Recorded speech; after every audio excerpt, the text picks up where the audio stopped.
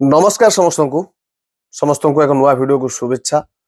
तो वीडियोटी रही जे वर्तमान नुआ करके जो पवन हंस हेलिकॉप्टर माध्यम हेली टैक्सी भी कह जाउची भुवनेश्वर रु मयूरभंज सिमिलपाल जंगल को जो माने आसीबे जीवाआसिया करिवे बा जीवा मान चाहंती पर्यटक माने सेमान पय एक सुविधा करछंती सरकार। तो सेही ऊपर आलोचना करिवे केमिति एहा कार्यकारी हबो केमिति को रूट रे जीवो एवं कोन फेयर रहिबो टोटाल आलोचना करिवा। तो प्रथम कथा होची ओडिशा सरकार बा केंद्र सरकार वर्तमान जेमिति भाबरे चेष्टा करूचंती टूरिज्म को प्रमोट करिया पई तो पूरा देश रे एहार प्रभाव देखियो को मिलुची। तो विशेष करके ओडिसा रे देखियो को मिले नाही बा मोर मतरे ओडिसा रे सेमिति इंफ्रास्ट्रक्चर तयारी करा जाई नाही बा टूरिज्म फ्रेंडली जो एनवायरनमेंट तयारी करा जाई नाही बोली मोर मत।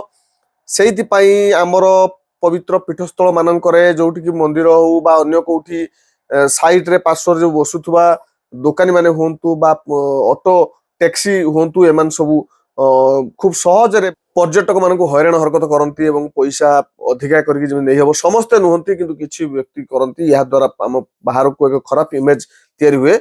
मो मतरे सरकार आउरी गुरुत्व दवा कथा हमर टूरिज्म सेक्टर जो जो अछि टूरिज्म जागा जो जो अछि तबे ये गोटे बहुत भलो कथा फास्ट करके भुवनेश्वर रु रंगेलुंडा जहाँकि गंजाम रे सेठी पवन हंस हेलिकॉप्टर माध्यम रे बा हेली टैक्सी आपण जहाँ भी कहबे हेली टैक्सी माध्यम रे पर्यटक मानक नबाणिया करा जाउथला एवं या बहुत भलो भाबरे चालीछि कारण सेठिकार अंचल रे जहाँ अछि चिलिका हो बा आख पाखरे जहाँ जहाँ रहिछि ये सबु को बुली कि से माने पर्यटक मान देखुथले। तबे सेकंड रे पवन हंसर सहायता रे वर्तमान ओडिशा सरकार भुवनेश्वर बिजू पटनायक एयरपोर्ट रु बारिपदार पुलिस लाइन जो फील्ड अच्छी से फील्ड पर्यंत आरंभ होइछि किंतु सेटा परमानेंट रहिबो नाही। सिमिलपाल जंगल पार्श्ववर्ती अंचल को गोटे स्थान को देखिया पई स्थानीय सरकार को बा जिला प्रशासन को दायित्व दिया जाइछि जे से माने देखिबे गोटे प्रॉपर प्लेस जोउटी के तयारी ही परिबो छोटिया मिनी एयरपोर्ट टे जोउठी के आसी कि ये पवन हंस आसी रहिबो। ये आसुची हम भारत सरकारंकर बेसामरिक विमान चलाचल विभाग रे अंडर रे। तबे ये पवन हंस कहीं ना पवन हंस गोटे प्राइवेट कंपनी जो कि सरकारंकर मध्य एक बड़ टंका से लागिची मनी लागिची तो फंडिंग लागिची।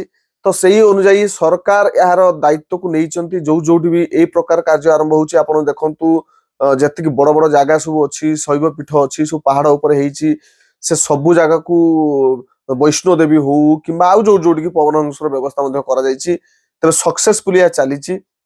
अनेक वर्ष तले 2014 पाखापाखी जदि मु भूल न थाए तो 14 पाखापाखी किंबा 11 रु 14 भितर गोटे एक्सीडेंट मध्य हेइथिला जे दोर्जी खांडू जो थिले चीफ मिनिस्टर अरुणाचल प्रदेश रो चीफ मिनिस्टर थिले तांकर देहांत होइथिला ई एक्सीडेंट रे आ यहा हेइथिला पवन हंस एई हेलिकॉप्टर रे। तेनु यहा पर गोटे प्रकार बैन लग जाइथिला किछि दिन पई अल्प दिन पर्यंत किंतु परवर्ती समय बैन उठ जाइछि। एबे आ बहुत भलो सर्विस जोगो थिबारु याकु सरकार स्थिर करचंदी जे पुणी थरे ए बारिपदा को चलिबो। हम कहि रखे या मास को वर्तमान 4-5 थर जीवो आउ से सीट संख्या होची 5 रु 6 भितर सीट संख्या मास को 5-6 थर चलिबो इनिशियल स्टेज रे प्रारंभिक पर्याय रे। परवर्ती समय रे दिनक दिन जतले पर्यटक संख्या बढ़िबो बा पीक टाइम जो अछि से पीक टाइम रे दिनक मध्य 3-4 थर 5 थर मध्य जाई परिबो। फेयर कथा समस्त भाबुतो ये केते फेयर रहिबो केते टंका रहिबो देखो जतले बिजू पटनायक एयरपोर्ट रु रंगेलुंडा बा जो गंजाम को जाउची सेठी रहउची 2000 भितर टंका रहउची। तेनु एठी टंका कोनोसी स्थिर करा जाय नै परवर्ती समय जणा पड़जो जेहेतु मार्च फर्स्ट वीक रे यहा आरंभ होई जिवो कारण यार परीक्षण सर जाईची परीक्षण सर गला परे फाइनल आरंभ होई जिवो मार्च फर्स्ट वीक रु। सेतबेले ये वेबसाइट रे तार गोटे पर्सनल वेबसाइट रहइबो ये वेबसाइट रे पूरा डिटेल दे दिया जिवो जे केते टंका रहइबो आपण केबेठरु बुकिंग करिवे ये सब किछि अपडेट आसी नै। एया मानिके चलंतु जे यार दी प्रकार रहिछि सुविधा। गोटे सुविधा होछि आपण भुवनेश्वर बसिबे एवं आसीबे 10 मिनिट 15 मिनिट पर्यंत सिमिलपाल जंगल पूरा बुलिबे बुलिकी देखिबे आका पाक पीठस्थल बुलिबे तळको ओल्हेबेनी पुणी रिटर्न कर जिवे भुवनेश्वर को ये गोटे प्रकार अछि। तो यार फी पाखापाखी 6500 रु 8000 बा 10000 भितर रहिबो। आ गोटे फी रहउछि जदि ओवरनाइट आपण स्टे करछथि आपण आसिले आ उल्हेई पड़की रहिले गोटे दिन सेटा तांको तरफ गोटे पैकेज सिस्टम रहिबो पुणी रिटर्न कर जिवे। तो सेथिरे मध्ये आपनकर 10000 पाखापाखि रहिबो जोटी रहिबे आपण रूम ये सहित इंक्लूडिंग रूम ଖାଇବା ଡିନର ଯାହା ଯାହା ସବୁ ଅଛି। ଆଉ ଗୋଟେ ଯଦି ଆମେ ଗୋଟେ ୱାନ୍ ସାଇଡ୍ ଭଡା ଦେଖିବା ତାହେଲେ ଧରି ନିଅନ୍ତୁ 2 ରୁ 2,500 ଟଙ୍କା ତ ମଷ୍ଟ ରହିବ। ହିସାବ କହୁଛି ଯୋଉଠି ଯୋଉଠି ପବନ ହଂସ ଲାଗିଛି ସେଇ ଅନୁଯାୟୀ ମୁଁ ଦେଖି କହୁଛି। ତ ଏହା ଖୁବ ଶୀଘ୍ର ଆରମ୍ଭ হবে। ଏହା ଗୋଟେ ବହୁତ ଭଲ କଥା, ଟୁରିଜିମକୁ ଆଉ ଟିକେ ବୁଷ୍ଟ ମିଳିବ ଆଉ ସମସ୍ତେ ଯାଇକି ଦେଖା କରିପାରିବେ।